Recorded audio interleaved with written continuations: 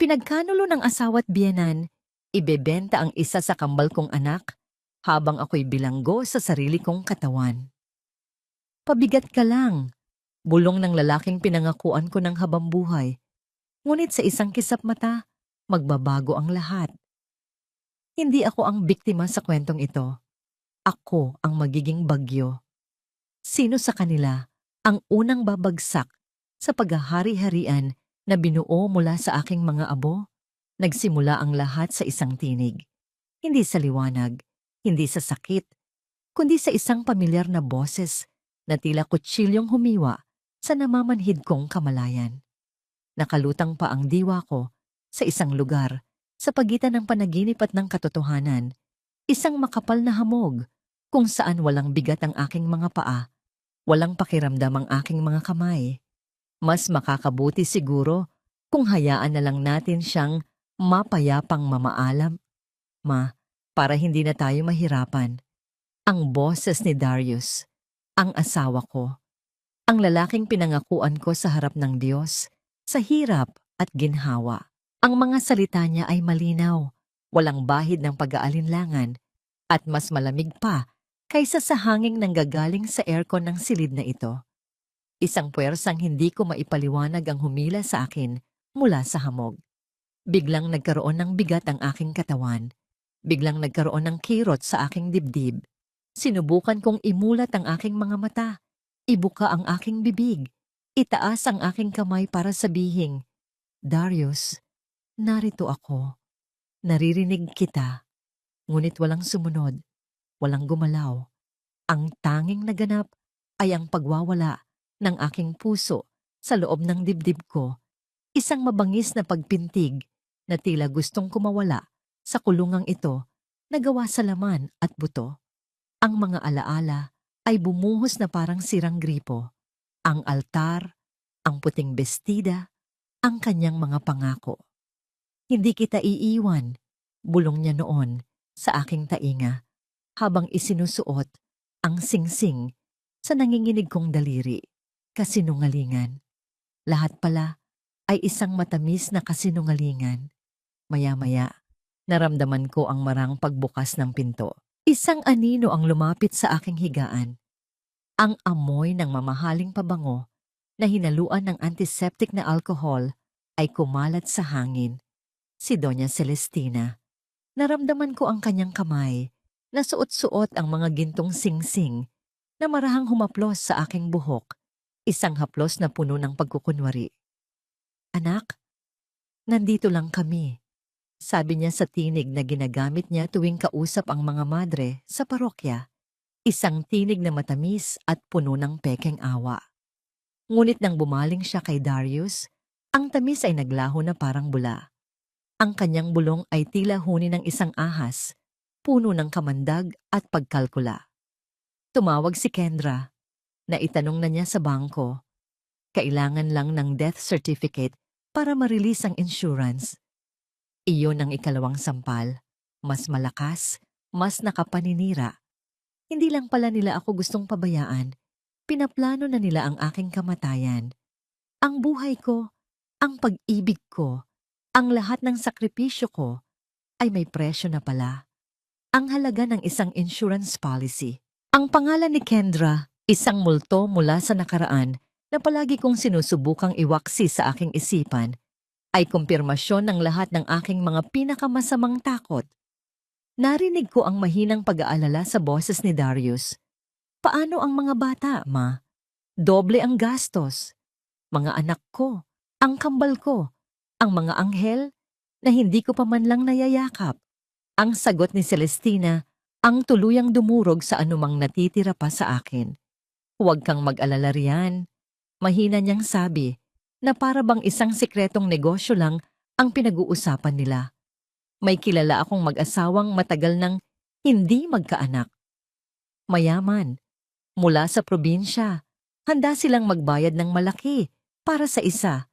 Isipin mo na lang, tulong na sa kanila, bawas pa sa problema natin. Hindi, hindi, hindi, hindi. Kung kaya ko lang sumigaw, nayanig ko na siguro ang buong gusali ng ospital na ito. Kung kaya ko lang gumalaw, tumayo na ako at ipinagtanggol ang aking mga anak. Ngunit wala. Ang katawan ko ay isang libingan. Ang isip ko ay isang bilanggo na pinipilit panoorin ang pinakakarumal-dumal na krimen. Ang luhang nag-uunahan sa aking mga mata ay hindi na umabot sa aking pisngi. Naramdaman ko ang mainit na agos nito patungo sa aking buhok, sa aking mga tainga, na tila gusto akong lunurin sa sarili kong pighati. Sa gitna ng kadiliman at pagkabaliw na unti-unting lumalamon sa akin, ang nanlalabo kong mga mata ay napako sa isang bagay sa ibabaw ng maliit na mesa sa tabi ng aking kama. Isang maliit na laruan, isang isdang yari sa kahoy, magaspang ang pagkakagawa, at kupas na ang pintura. Ang isdang kahoy na ginawa ng aking yumaong ama, isang mangingisda, mula sa isang pirasong napulot na kahoy. Iyon ang tanging yaman na dinala ko sa pamilyang Cardenas, isang bagay na palaging tinitingnan ni Celestina nang may pagkasuklam, isang paalala ng aking hamak na pinagmulan. Ngunit sa sandaling iyon, ang maliit na isdang kahoy na yon ay naging isang parola sa gitna ng pinakamalakas na bagyo. Naging angkla, naging ang tanging bagay na totoo sa isang silid na puno ng panlilinlang at kasamaan. Dito ko ibinuhos ang lahat ng natitira kong lakas, ang lahat ng natitira kong pag-iisip. Pinilit kong pagmasdan ang bawat gasgas sa katawan nito, ang bawat ukit na gawa ng mapurol na kutsilyo ng aking ama. Sa labas ng silid, sa likod ng salamin ng nursery, nakita ko ang dalawang maliliit na incubator, ang mga anak ko, ang buhay ko. At sa katahimikan ng aking pag-iisip, isang sigaw ang nabuo, isang panata, na mas malakas kaysa sa anumang panalangin. Huwag, huwag ang mga anak ko, ang isdang kahoy. Iyon ang naging sentro ng aking mabuhay na mundo. Itinuon ko rito ang lahat ng hibla ng aking pag-iisip. Ginawa itong parola upang hindi tuluyang malunod ang aking bait sa karagatan ng kawalan ng pag-asa. Sa bawat paghinga, iniisip kong isa akong bato sa ilalim ng dagat. Hindi matinag, hindi masisira. Gaano man kalakas ang alon na humahampas sa akin, sinubukan ko. Sa buong lakas ng aking kaluluwa, inutusan ko ang aking daliri na gumalaw. Kahit 1 milimetro lang, kahit isang kislot. Ngunit ang aking katawan ay nanatiling isang traidor, isang malamig at mabigat na bagay na hindi na kumikilala sa sarili itong reyna. Ang tanging bagay na gumagalaw sa akin ay ang init ng mga luhang patuloy na dumadaloy mula sa aking mga mata. Isang marahang ugoy sa pinto ang nagpabago sa liwanag sa loob ng silid. May pumasok. Hindi ito si Darius dahil magaan ang kanyang mga hakbang. Hindi rin si Celestina dahil walang amoy ng pabango. Ang papalapit na mga yabag ay malambot. Ang tunog ng sapatos na goma sa makintab na sahig. Isang lalaking nakaunipormeng puti ang huminto sa tabi ng aking kama. Nurse. Kinuha niya ang aking chart at ang liwanag mula sa pasilyo ay bahagyang tumama sa kanyang mukha. Pamilyar siya. Bembol. Ang malayo kong pinsan na minsan kong tinulungang makapasok bilang janitor sa isang maliit na klinika habang siya'y nag-aaral. Ngayon, isa na siyang ganap na nurse. Tiningnan niya ang mga makina na nakakabit sa akin. Isinulat ang ilang numero sa kanyang chart at inayos ang kumot na bumabalot sa akin. Nang akma na siyang aalis, ang kanyang mga mata ay napadako sa aking mukha. Huminto siya. Nakita niya. Nakita niya ang luhang hindi ko mapigilan.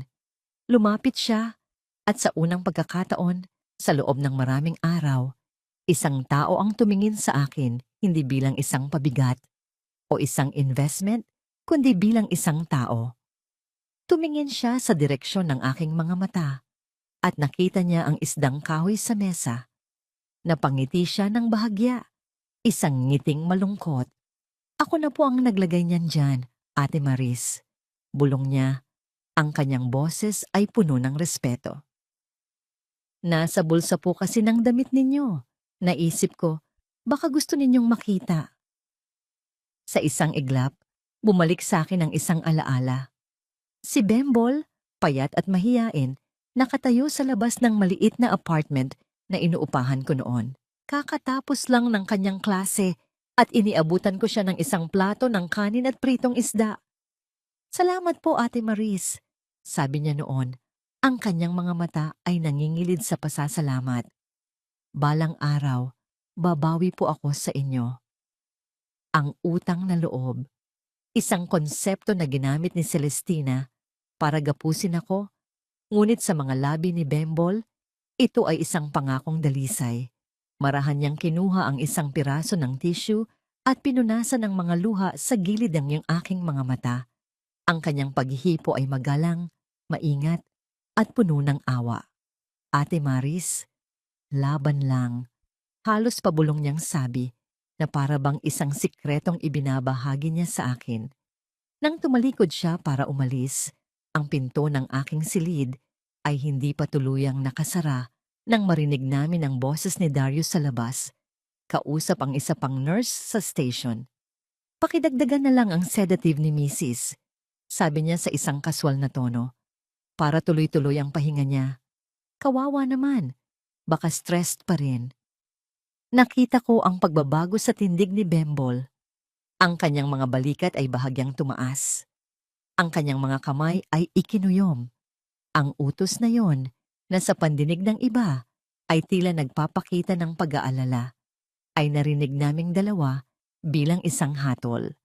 Gusto ni Darius na manatili akong tulog. Gusto niyang manatili akong tahimik. Dahan-dahan, lumingon si Bembol at sumulyap sa akin. Sa kanyang mga mata, nakita ko ang pagdududa na naging hinala. Tumango siya ng bahagya, isang kilos na ako lang ang nakaintindi, bago tuluyang lumabas ng silid.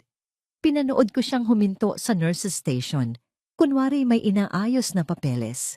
Ngunit nakita ko ang liwanag mula sa kanyang telepono na tumama sa kanyang seryosong mukha. Ang kanyang hinlalaki ay mabilis na gumagalaw sa screen. Naghahanap siya, nag-aalala. At sa huli, nagpapasya. Isang mensahe. Para kanino? Ang pinto ay muling bumukas at sa pagkakataong ito, ang mabigat na presensya ni Darius ang pumuno sa silid. Lumapit siya. Hindi tumitingin sa aking mga mata, kundi sa mga numerong kumikislap sa monitor ng aking puso. Inayos niya ang unan sa likod ng aking ulo. Isang kilos na dapat sana'y nagpapahiwatig ng pagmamahal, ngunit naramdaman ko bilang isang pagbabanta. Bumulong siya, ang kanyang hininga ay malapit sa aking tainga. Matulog ka na lang. Mas madali ang lahat kung natutulog ka lang. Sa loob ng isang opisina na puno ng mga aklat ng batas at ng bigat ng mga kasong idinudulog dito, si Attorney Leilani Season ay isang isla ng kaayusan. Bawat papel sa kanyang mesa ay may tamang lugar. Bawat pluma ay nakahanay.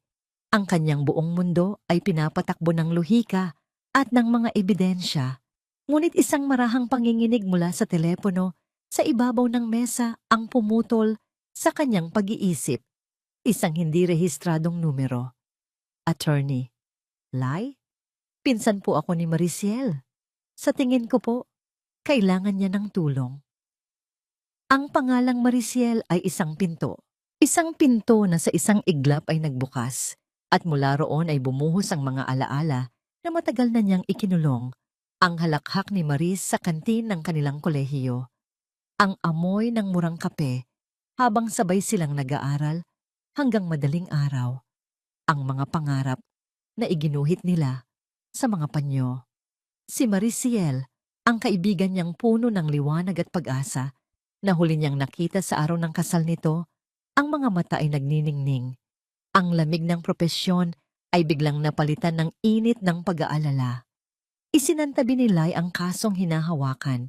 Kinuha niya ang susi ng kanyang sasakyan at ang kanyang bag. May isang bagay na mali. Nararamdaman niya ito sa kaibuturan ng kanyang mga buto. Pagdating sa ospital, ang artipisyal na katahimikan at amoy ng gamot ang sumalubong sa kanya. Sa nurse's station, itinuro sa kanya ang silid ni Marichelle. Ngunit bago pa man niya mahawakan ang seradura ng pinto, isang boses na matamis, ngunit mapanuri ang humarang sa kanya. Sino po sila? Si Doña Celestina, nakatayo roon na may dalang isang maliit na aklat ng panalangin. Ang kanyang mukha ay isang perpektong maskara ng pagluluksa at pag-aalala. Leilani Season po, Lai. Kaibigan po ako ni Maris. Magalang na sagot ni Lai, ngunit pinanatiling matatag ang kanyang tingin. Ah, oo. Ang abogada, sabi ni Celestina, may bahagyang diin sa huling salita. Salamat sa iyong pagdalaw, pero natutulog ang anak ko ngayon. Kailangan niya ng maraming pahinga. Sinubukan nitong harangan ang daan. Ang katawan nito ay isang banayad, ngunit matatag na pader. Hindi nagpatinag si Lai. Sandali lang po, gusto ko lang siyang makita. Sa loob ng silid, ang tanawin ay halos dumurog sa puso ni Lai. Ang kanyang masiglang kaibigan ay nakahiga, maputla at payat. Napapaligiran ng mga makinang walang tigil ang ginagawang ingay. Ngunit hindi ang mga tubo o ang mga monitor ang nakakuha ng atensyon ng isang abogada, kundi ang IV drip na nakakabit sa braso ni Marichelle. Malinaw na nakasulat sa etiketa ang pangalan ng gamot, isang malakas na sedative. At sa mesang katabi nito, may 2 pang vial ng parehong gamot. Masyadong marami, masyadong malakas para sa isang pasyenteng kailangan lang magpagaling. Kawawa naman ang aking manugang, sabi ni Celestina na tila nababasa ang pagkunot ng noo ni Lai. Hindi mapakali. Palaging sinusubok gumalaw kaya kailangan siyang tulungang magpahinga. Lumapit si Lai sa higaan. Binalewala ang presensya ng matanda. Hinawakan niya ang kamay ni Marichelle. Malamig ito, walang buhay. Ngunit sa ilalim ng balat, tila may naramdaman siyang isang napakahinang panginginig. O baka guni-guni niya lang. Ikinulong niya ang kamay ng kaibigan sa pagitan ng kanyang 2 palad at bumulong ng sapat lang para marinig nilang 2. Maris, kung naririnig mo ako, huwag kang bibitaw. Parating na ako. Bago siya umalis, nakasalubong niya sa pasilyo ang isang nurse na abala sa pag-aayos ng mga gamit. Si Bembol. Isang mabilis na pagtango mula sa lalaki ang nagsilbing senyas. Nagkita sila sa hindi gaanong mataong hagdanan pang-emergency. Attorney, salamat po sa pagdating. Halos pabulong na sabi ni Bembol. Ang kanyang boses ay puno ng pag-aalala. Ikinuwento niya ang lahat. Ang pag-uusap tungkol sa insurance, ang utos ni Darius. Nadagdagan ang sedative, ang mga luhang nakita niya sa mga mata ni Marichelle. Habang nagsasalita si Bembol, ang mga piraso ng palaisipan ay nabubuo sa isip ni Lai. Hindi ito kapabayaan. Ito ay isang plano. Isang masusing plano. Ngunit kailangan niya ng patunay. Kailangan nating malaman kung may malay ba talaga siya. Sabi ni Lai, mas para sa sarili niya kaysa kay Bembol. Isang pangalan ang pumasok sa kanyang isip. May tatawagan ako. Isang kaibigan. Doktor siya. Maghahanap ako ng paraan para makagawa ng isang independent assessment. Sa kanyang paglabas, nag-aabang si Doña Celestina malapit sa exit. Ang ngiti ay nakapaskil pa rin sa kanyang mga labi. Salamat sa pagdalaw, attorney, sabi niya sa tono na tila nagpapaalala. Pero mas mabuting hayaan na natin siyang magpahinga. Baka mas stress lang siya. Ang mga salitang iyon ay hindi isang payo. Isa iyong pagbabanta. Naramdaman ni Lai ang paglamig ng hangin sa pagitan nila. Tumango lang siya, ngunit sa kanyang isip, isang pangako ang nabuo. Hindi na siya babalik doon bilang isang kaibigan na dumadalaw. Babalik siya bilang isang abogadong handa ng lumaban. 2 araw, 2 araw na parang 2 taon. Sa loob ng 48 oras na yon, ang isdang kahoy ang naging aking kalendaryo. Ang monitor ng aking puso ang naging aking orasan. Bawat pagpintig ay isang segundo ng paghihintay. Bawat paglubog ng araw sa labas ng bintana ay isang paalala na papalapit na ang panganib sa aking mga anak. Sa ikatlong araw, dumating sila. Silay, ang kanyang muka ay seryoso at determinado, at sa likod niya ay isang lalaking hindi ko kilala, may daladalang maliit na itim na bag. Matangkad ito, may malumanay na mga mata, at naglalakad ng may awtoridad na tanging isang doktor lang ang nagtataglay. Ngunit ang pader na nagngangalang Celestina ay muling humarang sa pinto. Attorney Season, ano na naman ito? Tanong niya. Ang kanyang boses ay hindi na nag-abalang maging matamis. Sinabi ko na sa'yo, kailangan ng aking manugang ng pahinga. Magandang umaga po, Doña Celestina. Bati ni Lai. Ang kanyang boses ay kalmado at profesional. Ito po si Dr. Santino Arguelles. Isa po siyang neurologist.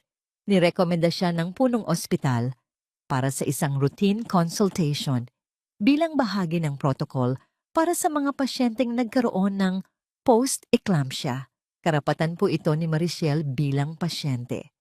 Ang pagbanggit sa protocol at karapatan ng pasyente ay tila nagpatahimik kay Celestina. Wala siyang nagawa kundi tumabi, ngunit ang kanyang mga mata ay matalim na nakamasid sa bawat galaw nila. Isang bantay na naghihinala. Pumasok sila sa silid. Ang hangin ay tila huminto sa pag-ikot. Isinara ni Lai ang pinto na nag-iwan kay Celestina sa labas at ibinaba ang blinds ng bintana na nagbigay sa amin ng kaunting pribadong espasyo. Lumapit si Dr. Arguelles sa akin. Mrs. Cardenas, sabi niya sa isang mahinahon at magalang na boses. Ako po si Dr. Santino. Narito po kami para tingnan ang inyong kalagayan. Hindi ko po kayo sasaktan. Kinuha niya ang isang maliit na ilaw at sinuri ang aking mga mata. Ginalaw niya ang aking mga braso at binti, na nanatiling mabibigat at walang pakiramdam.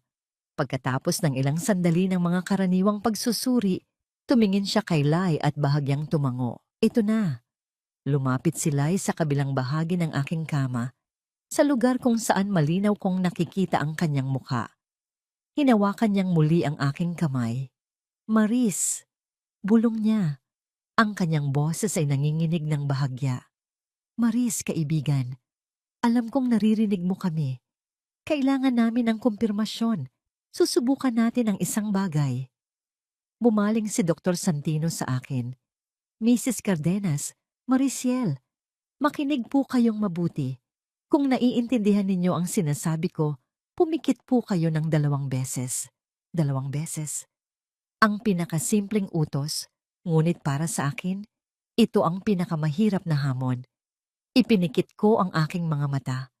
Tinipon ko ang lahat ng aking lakas, lahat ng aking galit, lahat ng aking pagmamahal para sa aking mga anak, at itinutok ko ito sa aking mga talukap. Pumikit ka. 2 beses.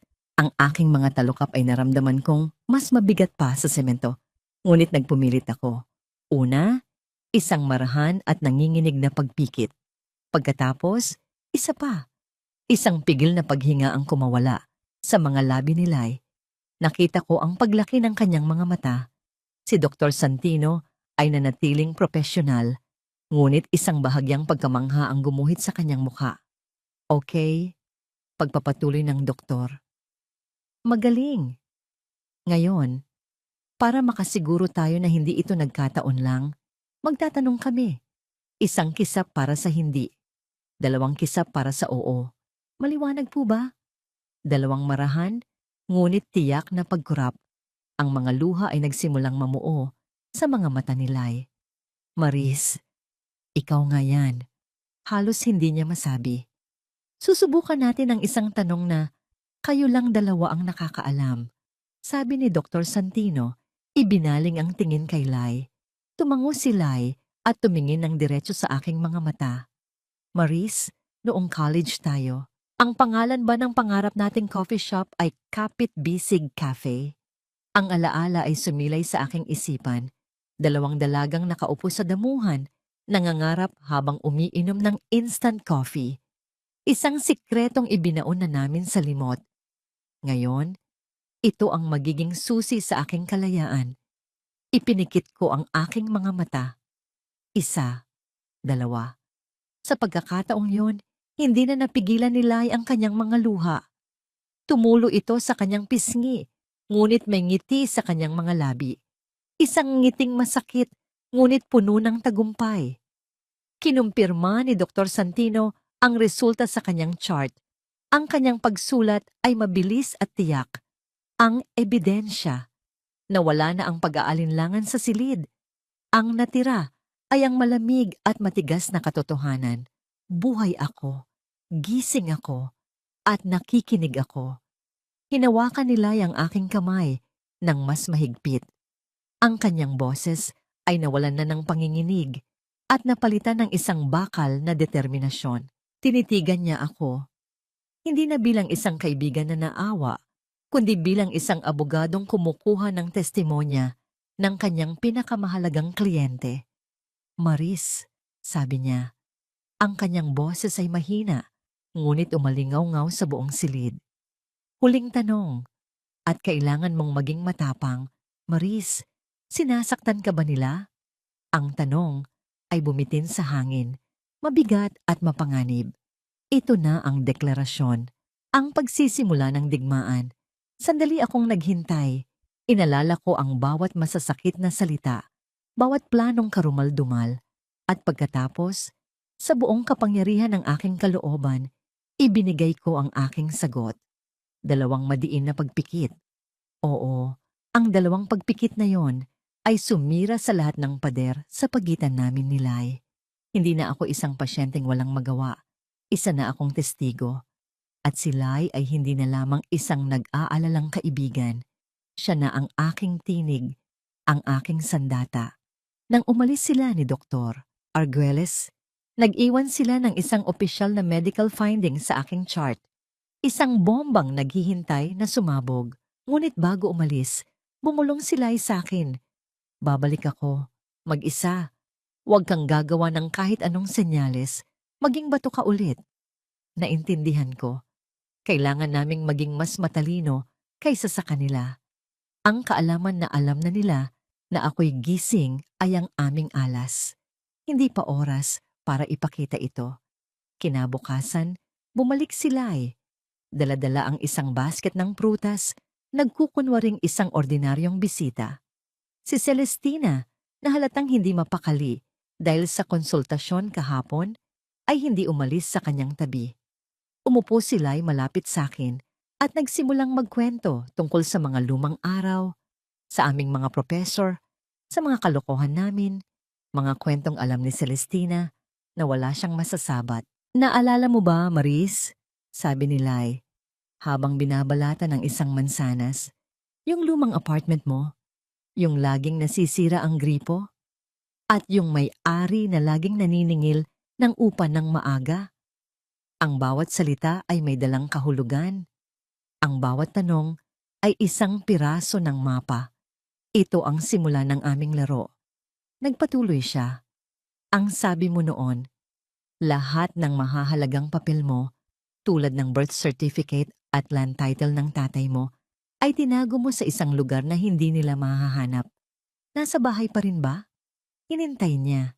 Si Celestina ay abala sa pag-text, bahagyang hindi nakikinig. Ito na ang pagkakataon ko. Isang marahang pagpikit. Hindi. Bahagyang natigilan si Lai. Itinuloy niya ang pagkain ng mansanas. Oo nga pala. Masyadong halata kong sa bahay. Siguro, dinala mo sa bangko? Sa isang safety deposit box? Isang pagpikit. Hindi. Ngayon, ang pagkunot ng noo ni Lai ay tunay na. Kung wala sa bahay at wala sa bangko, nasaan ang pinakamahalagang dokumento na magpapatunay na ako ang may-ari ng lahat ng pinag-iinteresan nila? Maris, sabi ni Lai, ang kanyang boses ay mas seryoso na ngayon. Nasaan ang mga titulo? Kailangan nating malaman. Paano ko ito sasabihin? Paano ko ituturo ang isang lugar gamit lang ang aking mga mata? Tumingin ako sa paligid ng silid, desperadong naghahanap ng kahit anong pahiwatig. At nakita ko ito. Sa ibabaw ng mesa, Sa tabi ng isdang kahoy ay ang aklat ng panalangin na dala-dala ni Celestina. Itinuon ko ang aking paningin dito. Pinilit kong huwag kumurap. Hinahayaan ang aking mga mata na manatili roon. Sinundan ni Lai ang aking tingin. Mula sa akin papunta sa aklat. Pabalik sa akin. At pabalik sa aklat. Ang aklat? Bulong niya. Halos hindi marinig. Dalawang mabilis na pagpikit. Oo. Nasa simbahan? Isang pagpikit. Hindi. Nakita ko ang pagkalito sa kanyang mukha. Tumingin siyang muli sa aklat. Pagkatapos sa akin. Anong koneksyon? Nagpatuloy si Lai sa pagtatanong, gamit ang mga salita mula sa kanyang kwento. Naaalala mo ba si Father Miguel, yung paborito nating pari? Yung laging nagsasabing, nasa kabanalan ng katotohanan? Kabanalan. Katotohanan. Naalala ko, isang lumang kahon ng sapatos, ang pinaglumaang sapatos na ginamit ko sa aking kasal. Sa loob niyon, sa ilalim ng mga lumang liham at larawan, nakatago ang mga dokumento. At ang kahon na yon, itinago ko ito sa lugar na alam kong hinding-hindi hahalongkatin ni Celestina dahil sa pagka-superstisyosa nito. Sa ilalim ng lumang altar ng santo na minana ko pa sa aking lola na ngayon ay nasa bodega ng bahay. Ngunit paano ko ito ipaparating? Si Celestina ay tumayo. Tila naiinip na. Attorney, kung tapos ka na, kailangan na ni Mariciel na magpahinga. May prayer meeting pa kami mamayang hapon. Ito na ang huling pagkakataon ko. Tumingin ako kay Lai. At pagkatapos ay sasahig, sa ilalim ng kama, pabalik-balik mula kay Lai, papunta sa ilalim ng kama, nakuha ni Lai ang mensahe, ang koneksyon sa pagitan ng kabanalan at ng isang bagay na nasa ilalim. Maris, sabi ni Lai, habang nag-aayos na para umalis. Naalala ko yung kwento mo tungkol sa lumang sapatos mo, yung pangkasal mo. Itinago mo pa ba? Dalawang malakas na pagpikit, oo. Isang ngiti ng pagkakaintindi ang sumilay sa mga labi ni Lai. Sige, aalis na ako, sabi niya, habang tumitingin kay Celestina. Pakisabi na lang kay Darius, baka gusto niyang dumaan sa opisina ko. May ilang papeles lang tungkol sa estate planning na kailangan naming pag-usapan. Ang salitang estate planning ay tila isang dagitab ng kuryente na gumising sa atensyon ni Celestina. Ngunit alam naming dalawa ni Lai ang tunay na kahulugan nito. Hindi ito pagpaplano para sa aking ari-arian. Ito ay isang paunang salvo. Isang babala na mayroon ng abogadong nakabantay. Nang gabing iyon, habang nakahiga sa kadiliman, narinig ko ang nag-aalalang pag-uusap nila, Darius at Celestina sa labas ng pinto. Ang pag-aalala nila sa pagbisita ng abogado. Ang takot na baka mayroon akong lihim na habilin. Hindi pa nila alam na ang pinakamalaking lihim ay hindi nakasulat sa papel, kundi kumikislap sa mga mata ng babaeng akala nila ay wala ng buhay. At ang lihim na yon ay dahan-dahan nang gumagawa ng mapa patungo sa kanilang pagbagsak. Ang bawat araw sa loob ng silid na ito ay may sariling amoy. May araw na amoy gamot at takot. May araw na amoy pag-asa, tulad ng araw na dumating si Lai. At may mga araw na tulad ngayon, amoy panlilin lang na hinaluan ng murang pabango. Nagsimula ito nang bumukas ang pinto. Hindi pumasok si Darius na may dalang pagkain o si Bembol para sa kanyang regular na pag-iikot. Ang pumasok ay si Celestina at kasunod niya ang isang babaeng hindi ko kilala, ngunit ang presensya ay kasing ingay ng kanyang damit na may disenyong bulaklak sa matingkad na kulay. Ang kanyang mga alahas ay kumikinang sa bawat galaw at ang kanyang pabango ay matapang at matamis, halos nakakahilo. Isang amoy na gustong sakupin ang buong silid at paalisin ang malinis na simoy ng ospital. Celestina, nandito na ako, sabi ng babae sa boses na sanay maging sentro ng atensyon. Lumapit siya sa aking kama at tiningnan ako mula ulo hanggang paa. Ang kanyang mga mata ay puno ng usisang walang pakundangan na para bang ako'y isang kakaibang bagay na nakadisplay sa isang museo. Sion, dahan-dahan ka lang, baka magising siya, saway ni Celestina, ngunit sa tono na nagpapahiwatig ng pagyayabang. Siya pala si Aling Sion, ang kapitbahay na madalas ikwento ni Celestina, ang kanyang tapat na alagad sa kanilang samahan sa simbahan. Ay Celestina, nakakaawa talaga si Marichelle. Ano? Sabi ni Aling Sion. Ang kanyang dila ay naglalabas ng tunog ng pekeng pakikiramay. Hinawakan niya ang dulo ng aking kumot. Pero ang swerte pa rin niya sa'yo. Biruin mo, isang biyenan na parang tunay na ina. Hindi mo siya pinapabayaan. Kailangan, Sion. Pamilya tayo eh. Sagot ni Celestina. Ang kanyang boses ay nag-uumapaw sa kabanalan. Para na rin sa mga apo ko, sila ang aking lakas. Ang kanilang mga salita ay mga batong ibinabato sa akin. At wala akong kalasag para salagin ang mga ito. Gusto kong sumigaw. Gusto kong sabihin na ang ina na ito ay ang demonyong bumubulong sa tainga ng kanyang anak para ipapatay ako. Ang lakas na sinasabi niya ay ang perang makukuha niya mula sa pagbebenta ng isa sa mga apo niya. Nagpatuloy si Aling Sion sa kanyang litanya ng papuri. Totoo. At itong si Darius, napakasipag na bata. Kahit pagod sa trabaho, diretso dito para bantayan ng asawa. Isang ulirang asawa at ama. Sinasabi ko nga sa mga anak ko, dapat tularan nila si Darius. Ang bawat papuri kay Darius ay isang sampal sa aking mukha. Ang bawat paghanga kay Celestina ay isang karayom na tumutusok sa aking puso. Ipinipinta nila sa hangin ang isang larawang perpekto at banal. At sa larawang iyon, ako ang mantsa. Ako ang pabigat. Ang sirang bahagi na kailangang tanggalin. At pagkatapos, ibinato ni Aling Sion ang pinakamakamandag na ahas sa lahat. Speaking of Darius, nakita ko siya the other day sa mall. Sabi niya sa isang chismis na tono, kasama niya si Kendra, yung business partner ninyo. Naku, napakabait na bata talaga. Palaging nakangiti. Tinutulungan niya sigurong mag-asikaso ng mga papeles nitong si Darius. Alam mo na, para hindi na ma-stress palalo. Naramdaman ko ang pagbilis ng pagtibok ng aking puso. Ang mahinang tunog mula sa monitor sa tabi ko ay tila bahagyang nagbago, ngunit sila, abala sa kanilang pag-uusap, ay hindi ito napansin. She is an angel, really. Pagpapatuloy ni Aling Sion, walang kamalay-malay sa pinsalang idinudulot ng kanyang mga salita. Isang biyaya sa pamilya ninyo sa ganitong panahon ng pagsubok. Isang anghel.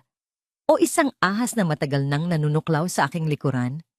Si Kendra, ang babaeng palaging anino sa aming pagsasama, ngayon ay binibigyan ng titulo bilang isang anghel, habang ako, ang legal na asawa, ay nakahigang tila isang bangkay. Si Celestina ay bumuntong hininga, isang buntong hiningang puno ng pagkukunwari. Hey, ganoon talaga ang buhay. Nagpapadala ang Diyos ng mga tutulong sa atin. Nang umalis sila, naiwan sa silid ang amoy ng pabango ni Aling Sion. Isang amoy na kumapit sa mga kurtina, sa kumot, sa hangin. Naramdaman ko ang pag-akyat ng isang bagay na mapait sa aking lalamunan. Hindi na lang ito isang pribadong pagtataksil. Isa na itong pampublikong palabas, kung saan ako ang kontrabida sa sarili kong kwento. At habang nakatitig ako sa kisame, isang tanong ang paulit-ulit na umikot sa aking isipan. Isang tanong na mas masakit pa sa lahat ng karayom na itinurok sa aking balat. Paano nila nagagawang ngumiti habang dahan-dahan nila akong inililibing ng buhay? Nagsimula ang lahat sa isang text message na nabasa ko sa pamamagitan ng mga mata ni Bembol na ipinakita niya sa akin saglit ng walang nakatingin. Galing kay Lai. Bembol, nasa bahay na nila ako. Bibigyan kita ng 30 minutos. Simulan mo na. Ang plano ay simple sa papel, ngunit sa katotohanan, bawat segundo ay may katumbas na panganib. Sila'y, sa ilalim ng pagkukunwaring kailangan niyang personal na ipaliwanag ang ilang komplikadong financial clauses sa akin, ay pinuntahan sila, Darius at Celestina, sa kanilang bahay. Ang tunay niyang layunin, ilabas sila mula sa kanilang master's bedroom, ang pugad ng ahas kung saan nakatago ang ebidensya. Samantala, dito sa ospital, ang entablado ay inihahanda para sa pangalawang yugto ng aming tahimik na operasyon, si Bembol. Pinapanood ko siya habang abala siya sa pag-aasikaso ng ibang pasyente. Ang kanyang mga galaw ay kalmado at propesyonal sa paningin ng ngumuang iba. Ngunit nakikita ko ang bahagyang panginginig ng kanyang mga kamay habang inaayos niya ang isang dextrose. Nakikita ko ang butil ng pawis na namumuo sa kanyang noo. Hindi siya isang espiya. Isa siyang nurse na naglalagay ng kanyang trabaho at kaligtasan sa alanganin para sa akin, para sa utang na loob. Ang bawat pagpintig ng monitor sa tabi ko ay tila isang pagbilang, isang paalala na ang oras namin ay paubos na. Nakahiga ako, isang estatuang nagyayelo sa takot at pag-asa. Ako ang sentro ng operasyon, ngunit ako rin ang pinakawalang magawa sa lahat. Ang aking tanging magagawa ay magdasal sa aking isipan, mga dasal na walang salita, mga pakiusap na walang tinig. Nang sa wakas ay nagkaroon siya ng pagkakataon, pumasok si Bembol sa aking silid, isinara ang pinto, at ibinaba ang blinds. Ang kanyang mga kilos ay mabilis at tiyak. Ate Maris, bulong niya, kailangan ko po ang tulong ninyo. Kung may papasok, kahit anong senyales. Isang mabilis na pagpikit. Hindi ko yun magagawa. Ang tanging senyales na kaya kong gawin ay ang magparamdam ng takot. At iyon ay lalo lang maglalagay sa kanya sa panganib. Tumango siya, nauunawaan ang aking limitasyon. Lumapit siya sa aking mga gamit. Sa bag na dinala mula sa aming bahay noon, isinugod ako rito. Sa ilalim ng mga damit, nandoon ang isang set ng mga susi. Ang susi sa aming bahay. Kinuha niya ito, ang metal ay malamig. At mabigat sa kanyang nanginginig na palad. Babalik po ako agad, sabi niya. At mabilis na lumabas. Naiwan akong mag-isa sa artipisyal na katahimikan ng silid. Ang tanging kasama ko ay ang tunog na nililikha ng makina ng aking puso. Ang bawat pagtaas at pagbaba ng berdeng linya sa screen ay isang testamento na buhay pa ako, na lumalaban pa ako. Pinikit ko ang aking mga mata at sinubukan kong isipin ang ginagawa ni Lai, ang kanyang matatalinong salita na ginagawang bitag, ang kanyang ngiti na isang tabing para sa kanyang tunay na layunin. Ngunit ang aking isipan ay lumipad pabalik kay Bembol. Nilaro ko sa aking utak ang kanyang mga posibleng kilos, ang pagpasok sa bahay, ang pag-akyat sa hagdanan, ang paghahanap sa lumang kahon ng sapatos sa ilalim ng altar sa bodega. Ayon sa itinuro ko kay Lai, ang panganib ay nasa lahat ng dako. Isang maling galaw, isang kapitbahay na makakakita, at tapos na ang lahat. Ang mga minuto ay tila mga oras. Ang aking lalamunan ay tuyo. Ang aking puso ay tila isang kabayong nagwawala sa aking dibdib. At pagkatapos, bumukas ang pinto. Si Bembol, nakabalik siya. Ang kanyang muka ay maputla, ngunit sa kanyang mga mata ay may kislap ng tagumpay. Ipinakita niya sa akin ang screen ng kanyang telepono, isang larawan. Ang larawan ng isang maliit na itim na kwaderno, nakabukas sa isang pahinang puno ng mga pangalan at mga numero na may katabing salitang talo. Ang ebidensya, ngunit ang kislap sa kanyang mga mata ay biglang napalitan ng lagim. Mula sa pasilyo, narinig namin ito. Ang papalapit na mga yabag ni Darius, mabibigat at tiyak. Pabalik siya. Mas maaga kaysa sa inaasahan. Nataranta si Bembol. Wala siyang oras para itago ang telepono sa kanyang bulsa. Walang oras para lumabas. Sa isang iglap ng desperasyon, gumawa siya ng isang desisyon. Mabilis siyang lumapit sa akin. Marahang itinaas ang aking ulo at isinilid ang malamig at manipis na telepono sa ilalim ng aking unan. Ang lamig ng metals sa aking batok ay tila isang yelo na dumikit sa aking balat. Ang pinto ay bumukas. Si Darius ay pumasok. Ang kanyang mukha ay puno ng ini. Naiwan ko ang wallet ko, sabi niya sa hangin, hindi tumitingin sa amin. Habang kinakapan niya ang kanyang bulsa, ang aking buong mundo ay umikot lamang sa bagay na nakatago sa ilalim ng aking ulo, ang ebidensyang magpapalaya sa akin na ngayon ay ilang pulgada na lang ang layo mula sa kamay ng kaaway. Ang bawat hibla ng aking kalamnan na hindi gumagalaw ay sumisigaw. Ang bawat pintig ng aking puso ay isang pag-usal na sana'y hindi gumalaw si Darius. Ang telepono sa ilalim ng aking unan ay hindi lang isang aparato. Ito'y isang bomba. At ang kamay ni Darius ang maaaring magpasabog dito anumang oras. Sir, okay lang po ba kayo? Tanong ni Bembol. Ang kanyang boses ay nanginginig ng bahagya, ngunit sinubukan niyang magtunog propesyonal. May kailangan po ba kayo? Tumingin si Darius kay Bembol na para bang ngayon niya lang napansin ang presensya nito. Wala. Huwag mo akong pakialaman. Kinuha niya ang wallet sa ibabaw ng mesa. Sa isang saglit na halos ikahimatay ko, lumapit siya sa kama. Tiningnan niya ako. Ang mga mata niya ay malamig at walang emosyon. Itinaas niya ang kanyang kamay na para bang aayusin ang aking unan. Ito na. Ito na ang katapusan. Ngunit sa halip na ayusin ang unan, ang kanyang kamay ay dumapo sa aking noo. Isang kilos na kunwari nagsusuri ng lagnat.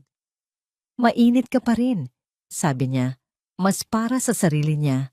Pagkatapos ay tumalikod siya at naglakad palabas ng silid nang walang isa pang salita.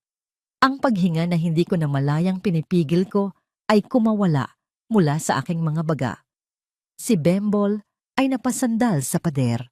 Ang kanyang muka ay basang-basa ng pawis. Nang masiguro niyang ligtas na, mabilis niyang kinuha ang telepono mula sa ilalim ng aking unan at itinago ito ng maayos sa kanyang bulsa.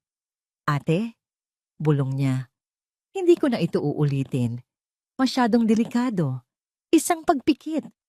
Hindi. Hindi na kailangan. Nakuha na natin ang kailangan natin.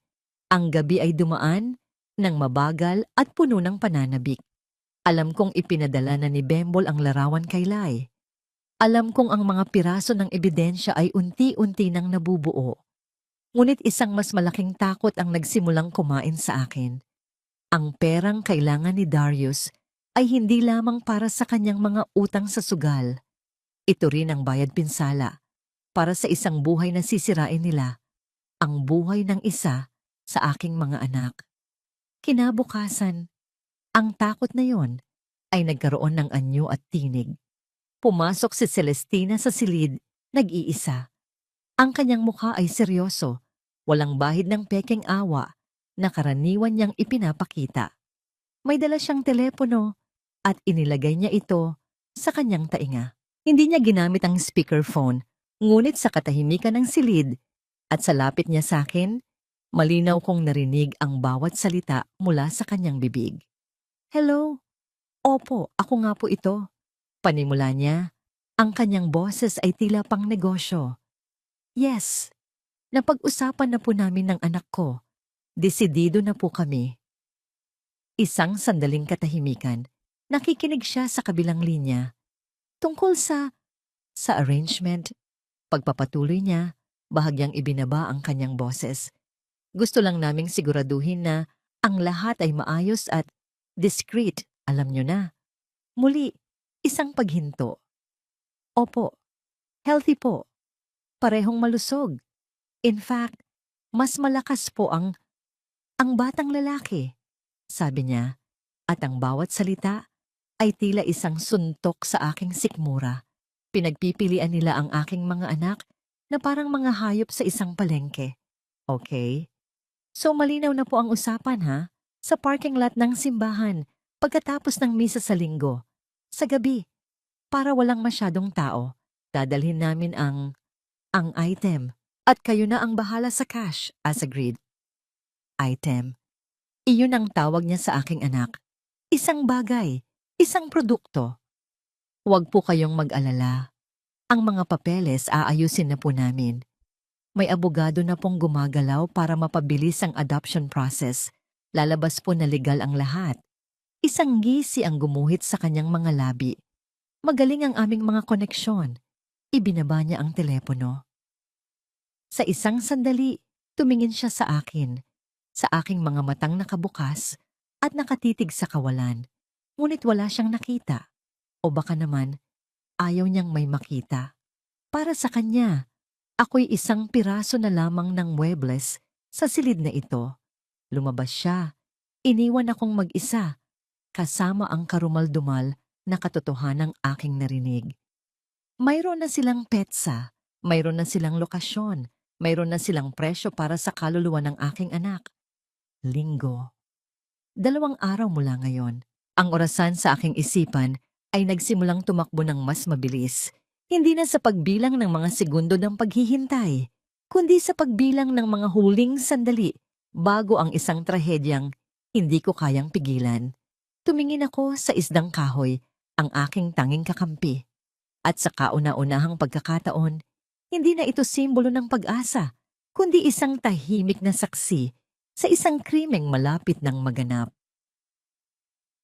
Sabado, ang araw bago ang katapusan ng mundo.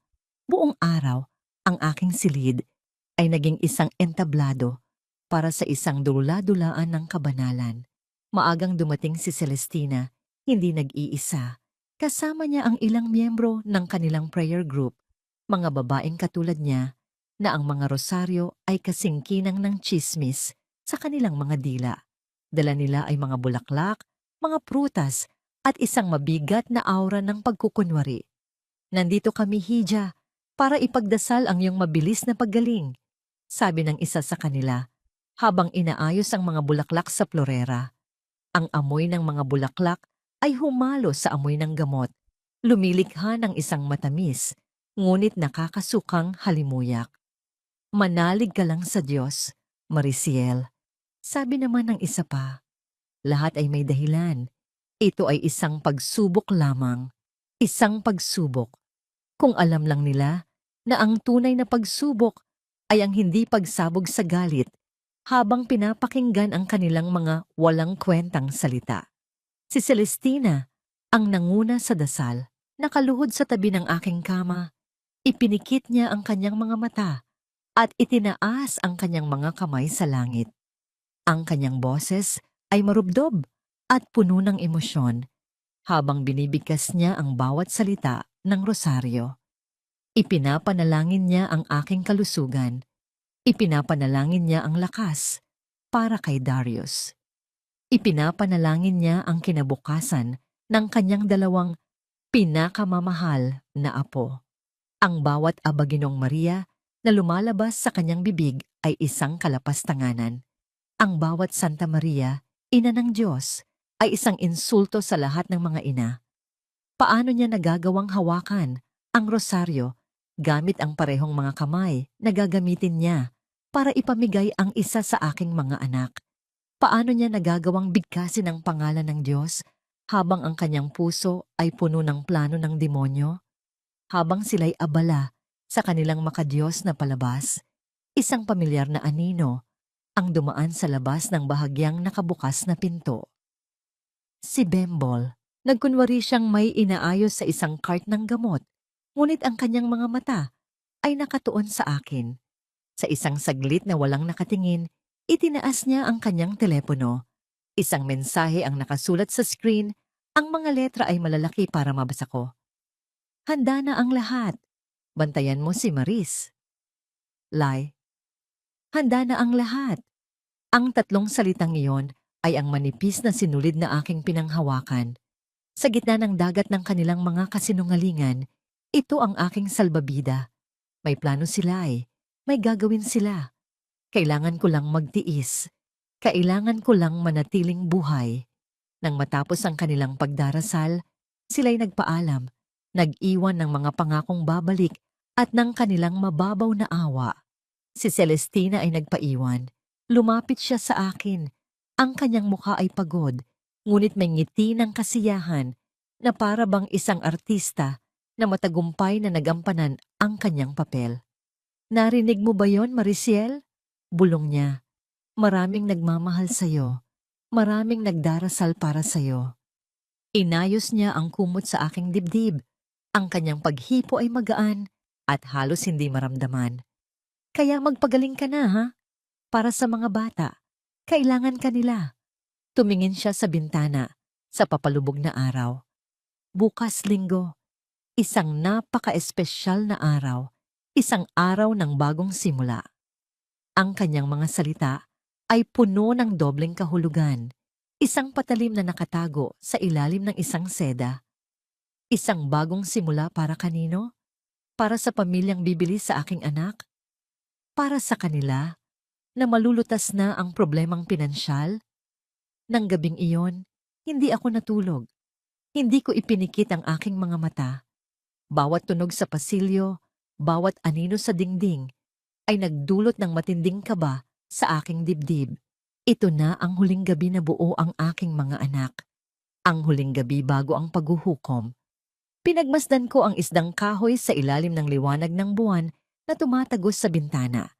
Ito ay hindi na lamang isang laruan. Ito ang naging anyo ng aking huling panalangin. Isang panalangin walang tinig. Isang pagsamong walang salita. Ipinadala sa kadiliman ng gabi. Umaasang may makikinig. Ang gabi ay malalim at walang bituin. Ang hangin na pumapasok sa bintana ng silid ay malamig. Ngunit hindi kasinlamig ng yelo na bumabalot sa aking puso. Alam ko, ngayong gabi, ito ang gabi. Sa isip ko, nilakbay ko ang daan na kanilang tinatahak. Nakikita ko si Darius, ang kanyang mga kamay ay mahigpit na nakakapit sa manibela. Ang kanyang mga buto ay nakikita sa ibabaw ng balat. Nakikita ko si Celestina sa tabi niya. Tuwid ang likod. Ang kanyang mukha ay isang maskara ng determinasyon. Yakap-yakap ang isang baby carrier na para bang ito ang pinakamahalagang tropeo sa buong mundo. Sa loob ng carrier na yon, mahimbing na natutulog ang isa sa aking mga anghel. Walang kamalay-malay na ang kanyang ina ay isang bilanggo at ang kanyang ama at lola ang kanyang mga berdugo. Ma, sigurado ba tayo dito? Halos pabulong na tanong ni Darius. Ang kanyang boses ay basag. Huwag kang duwag, Darius, sagot ni Celestina. Ang kanyang tingin ay nakatuon sa daan. Ito na ang solusyon sa lahat ng problema natin. Isang bagong simula. Isipin mo na lang ang perang makukuha natin. Pera. Palaging pera. Ang halaga ng isang pamilya. Ang presyo ng isang kaluluwa. Lahat ay nasusukat sa pera. Ang paradahan ng simbahan ay halos walang tao. Isang malawak na espasyo ng semento na naliligo sa maputlang dilaw na ilaw mula sa iisang poste. Ang malaking anino ng simbahan ay tila isang higanteng hukom na tahimik na nagmamasid mula sa itaas. Ipinark nila ang kotse sa pinakamadilim na sulok, malayo sa anumang posibleng makakita. Pinatay ni Darius ang makina. Sa loob ng ilang sandali, tanging ang kanilang mabibigat na paghinga ang maririnig sa loob ng sasakyan. Naghihintay sila. Bawat segundong lumilipas ay isang pagkirot sa aking dibdib. Maya-maya, isang pares ng mga ilaw ang lumitaw mula sa kabilang dulo ng paradahan. Isang itim na van, dahan-dahang gumapang palapit sa kanila. Huminto ito ilang talampakan ng layo. Ang mga ilaw nito ay namatay at muling bumalik ang dilim. Bumukas ang pinto ng van. Dalawang anino ang lumabas. Isang lalaki at isang babae. Ang kanilang mga muka ay hindi makita sa kadiliman. Bumaba si Celestina sa kotse. Bitbit ang baby carrier. Si Darius ay sumunod. Ang kanyang mga galaw ay alanganin na para bang gusto niyang tumakbo palayo. Kayo na ba? Tanong ni Celestina. Ang kanyang boses ay sinusubukang maging matatag. Tumango ang babae. Nasaan ang bata? Itinaas ni Celestina ang carrier. Narito, malusog. Tulad ng napag-usapan, lumapit ang lalaki. May dalang isang itim na portfolio. Ang pera. Sa sandaling iyon, nang akmang magpapalitan na sila, nang ang aking anak ay tuluyan ng maipagkakanulo, nang ang kasalanan ay malapit ng maisakatuparan, nangyari ang hindi nila inaasahan. Biglang umilaw ang buong paligid. Ang kadiliman ay binura ng mga umiikot na ilaw na pula at asul, tahimik ngunit nakakasilaw. Mula sa likod ng van, mula sa mga anino ng simbahan, lumabas ang mga unipormadong tao. Ang kanilang mga galaw ay mabilis at tiyak, walang nagsalita. Ngunit ang bawat pagtaas ng kanilang kamay ay isang utos na hindi maaaring suwayin. Natigilan si Celestina. Ang baby carrier ay halos mabitawan niya. Ang kanyang mukha, na kanina'y puno ng kasakiman, ay napalitan ng purong pagkabigla. Si Darius ay napaurong. Ang kanyang mga mata ay nanlalaki sa takot. Ang mag-asawang kausap nila ay hindi nataranta. Sa halip, ang babae Mikao ay naglabas ng isang ID mula sa kanyang bulsa. Department of Social Welfare and Development. Isang bitag, isang perpektong bitag. Lumapit ang mga pulis. Ang tunog ng metal na nagkikiskisan habang inilalabas ang posas ay ang tanging maririnig sa gabing iyon. Ano ito? Hindi ninyo kami pwedeng arestuhin. Ako si Celestina Cardenas. Sigaw niya. Ang kanyang boses ay puno ng galit at pagtataka.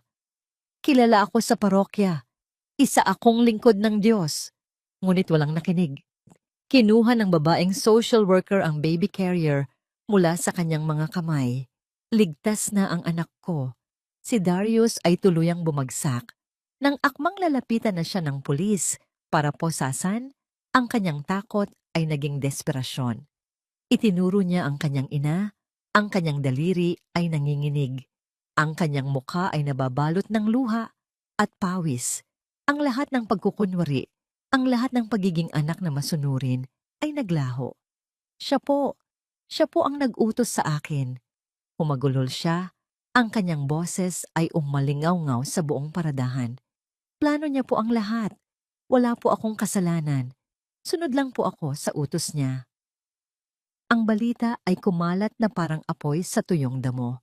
Ang pangalan ng pamilyang Cardenas, na dating simbolo ng respeto at kabanalan sa aming komunidad, ay naging putik sa loob lamang ng isang gabi. Ang mga larawan nila, kuha habang sila'y pinupusasan sa ilalim ng mga ilaw ng pulis, ay nasa bawat pahayagan, sa bawat screen ng television. Ang kanilang pagbagsak ay naging pampublikong panoorin. Sa loob ng ospital, ang katahimikan sa paligid ko ay nagbago. Hindi na ito ang katahimikan ng pag-aabang, kundi ang katahimikan ng pagkatapos ng isang bagyo. Dinala sa akin ang aking kambal. Sa unang pagkakataon, inilagay sila sa aking mga bisig, isa sa kanan, isa sa kaliwa. Hindi ko pa sila kayang yakapin, ngunit naramdaman ko ang kanilang init, ang kanilang amoy, ang kanilang buhay na nakadikit sa akin. Ang mga luha ay muling dumaloy sa aking mga mata. Ngunit sa pagkakataong ito, hindi dahil sa pighati, kundi dahil sa isang kaligayahang napakatagal kong inasam. Buo sila, ligtas sila, akin sila. Sa tulong ng masusing physical therapy at ng isang determinasyong kasing tigas ng bakal, nagsimula akong bumawi. Una, ang pagkislot ng aking mga daliri. Pagkatapos, ang marahang pag-angat ng aking kamay. Bawat maliit na paggalaw ay isang malaking tagumpay. Ang unang salitang lumabas sa aking bibig ay hindi mama o papa. Ito ay ang pangalan ni Lai, binigkas ng paos at mahina, ngunit puno ng walang katapusang pasasalamat. Ang araw ng aming paghaharap ay dumating. Hindi sa isang korte, kundi sa isang maliit na conference room sa loob mismo ng ospital. Isang espesyal na konsiderasyong ibinigay dahil sa aking kalagayan. Naroon si Lai sa aking tabi. Ang kanyang presensya ay isang pader na hindi matitinag. Pumasok sila, si Darius at Celestina, nakasuot ng kulay kahel na damit ng bilanggo. Ang kanilang mga kamay ay nakaposas.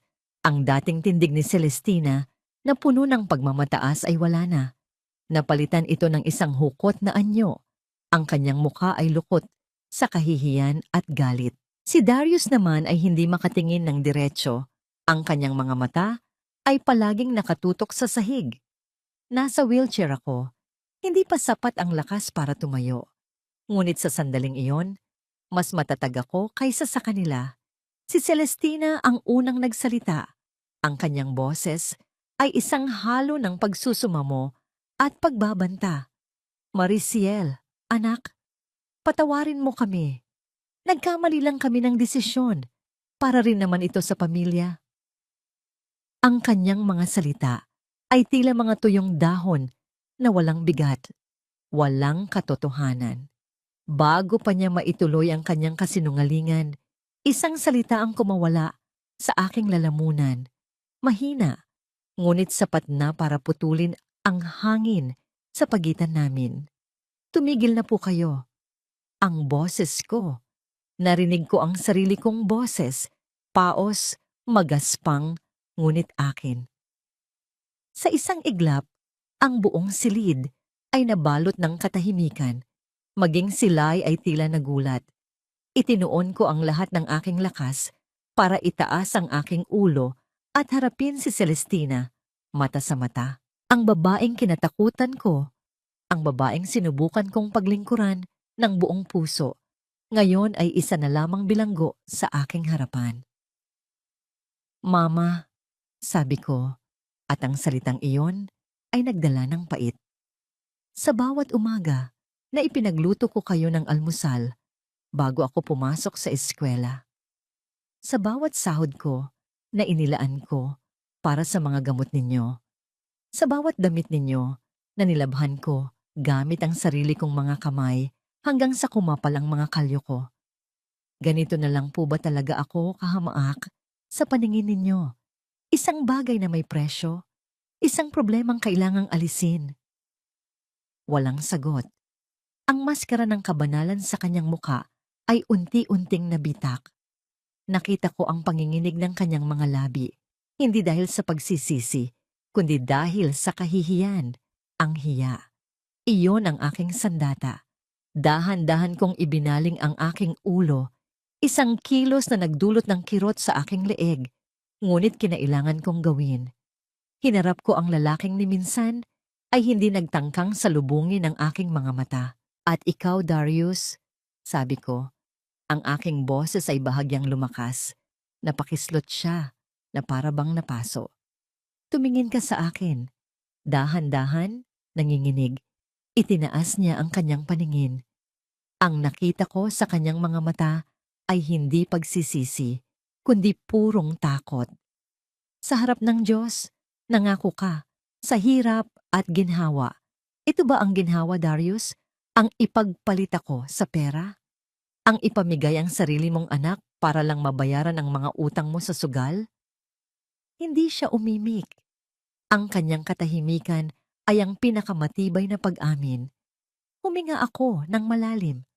Ang hangin ay tila nagbigay sa akin ng bagong lakas. Wala na akong galit, sabi ko, at naramdaman ko ang katotohanan sa bawat salitang yon.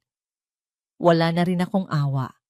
Simula ngayon, wala na kayong pamilya sa akin. Ang pamilya ko ay ang 2 anak ko at poprotektahan ko sila mula sa inyo kahit anong mangyari. Sa mga huling salitang yon, ang huling hibla ng pagpipigil ni Celestina ay bumigay. Ang kanyang muka ay gumuho. Humagulhol siya. Isang ingay na hindi galing sa pighati, kundi sa sukdulang kahihiyan. Ang kanyang perpektong mundo, ang kanyang reputasyon, ang kanyang pagiging kardenas ay gumuho sa kanyang harapan. Si Darius ay nanatiling nakatungo, isang basag na anino ng isang lalaki. Sumenyas ako kay Lai. Naintindihan niya. Dahan-dahan niyang itinulak ang aking wheelchair, papalayo sa kanila. Hindi ako lumingon. Hindi ko na kailangang makita ang kanilang pagkawasak. Habang papalabas kami ng silid, ang aking mga mata ay nakatuon sa bintana sa dulo ng pasilyo. Sa labas, ang araw ay sumisikat. Ang liwanag nito ay ginintuan at puno ng pangako. Ang pagsikat ng araw, ito na ang simula. Pagkatapos ng bagyo, dumating ang isang kakaibang katahimikan. Ang silid na dating bilangguan ko ay naging santuaryo. Ang mga makinang umugong sa tabi ko ay isa-isang tinanggal at ang kanilang mga mekanikal na tunog ay napalitan ng pinakamagandang musika sa buong mundo. Ang marahan at sabay na paghinga ng aking kambal. Ang mga araw ay lumipas sa isang malambot na ulap ng pagpapagaling. Bawat pag-angat ko ng kutsara, papunta sa aking bibig. Bawat pagsubok na ibaluktot ang aking mga daliri sa paa. Bawat paghaplos sa malambot na pisngi ng aking mga anak. Lahat ay isang maliit na milagro. Ang aking katawan, na minsan kong isinumpa dahil sa pagtataksil nito, ay dahan-dahan kong natutunang mahalin muli. Ito'y isang katawan na lumaban, isang katawan na nanalo. Isang hapon, dumating si Lai, hindi na may dalang mga legal na dokumento, kundi isang kahon ng paborito kong ensaymada. Umupo siya sa tabi ko, at sa loob ng ilang sandali, kami dalawang magkaibigan lamang, pinapanood ang mahimbing na pagtulog ng mga sanggol. Tapos na, Maris, sabi niya sa isang mahinang boses, ngunit ang kanyang mga salita ay may bigat ng isang pinal na hatol. Guilty. Pareho sila.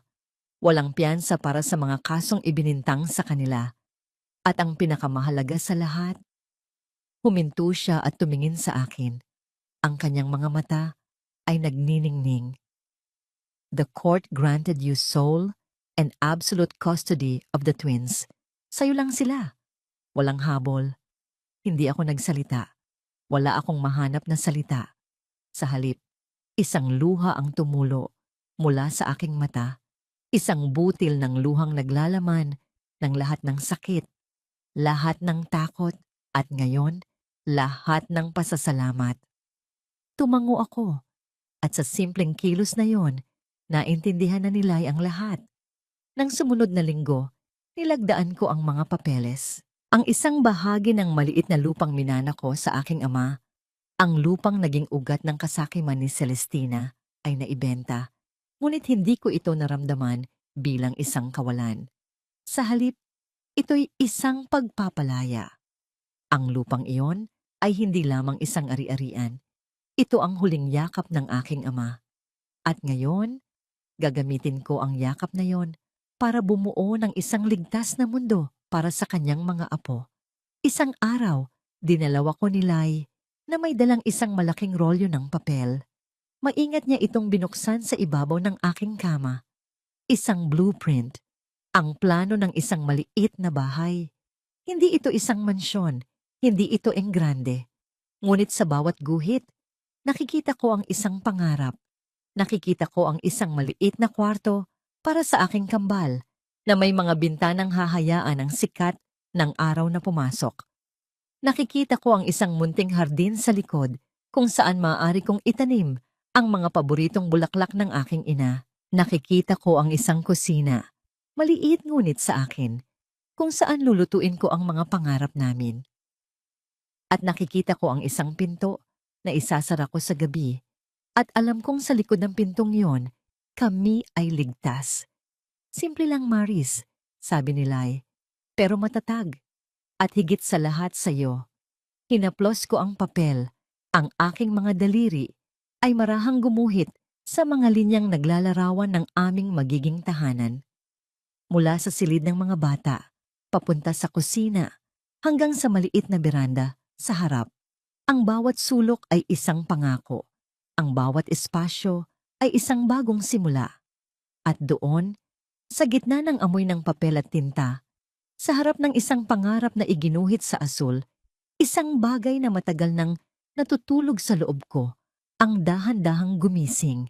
Nagsimula ito bilang isang kislap sa aking mga mata. isang bahagyang pag-angat sa gilid ng aking mga labi. Pagkatapos, ito'y naging isang buo, totoo, at hindi napipilitang nangiti, ang unang tunay na ngiti ko. Lumipas ang 3 taon. Ang bahay na dating nasa papel lamang ay ngayon, nakatayo ng matatag sa ilalim ng init ng araw. Maliit ito, oo. Ngunit bawat sulok nito ay puno ng buhay. Ang amoy ng bagong lutong tinapay mula sa aking maliit na home bakery ay humahalo sa halimuyak ng mga sampagwita mula sa hardin. Ang sahig ay palaging may bahagyang kalat ng mga laruan at ang mga dingding ay pinalamutian ng mga magugulong guhit ng Crayola, mga obra maestra ng aking kambal. Sa hapon, habang hinihintay kong lumamig ang mga paninda, uupo ako sa maliit na beranda. May hawak na isang tasang mainit na kape. Mula roon, tanaw ko ang aking mga anak, si Lito at si Lila, na naghahabulan sa damuhan. Ang matinis ngunit matamis na halakhak nila ay ang pinakamagandang musika sa aking pandinig. Isang tugtog na bumubura sa lahat ng mapapait na alaala ng nakaraan. Minsan, may mga liham na dumarating mula sa bilangguan. Kay Darius, na puno ng mga salita ng pagsisisi. Kay Celestina, na puno pa rin ng pagmamatwid. Hindi ko sila binubuksan. Inilalagay ko lang sila sa isang kahon, hindi dahil sa galit, kundi dahil wala na silang lugar sa kasalukuyan ko. Ang kanilang mga multo ay hindi na kayang pumasok sa loob ng bakod ng tahanang ito. Ang aking pamilya ay lumaki sa paraang hindi ko inaasahan. Si Lai ay hindi na lang basta abogado. Siya na si Tita Lai na laging may dalang pasalubong na libro tuwing Sabado.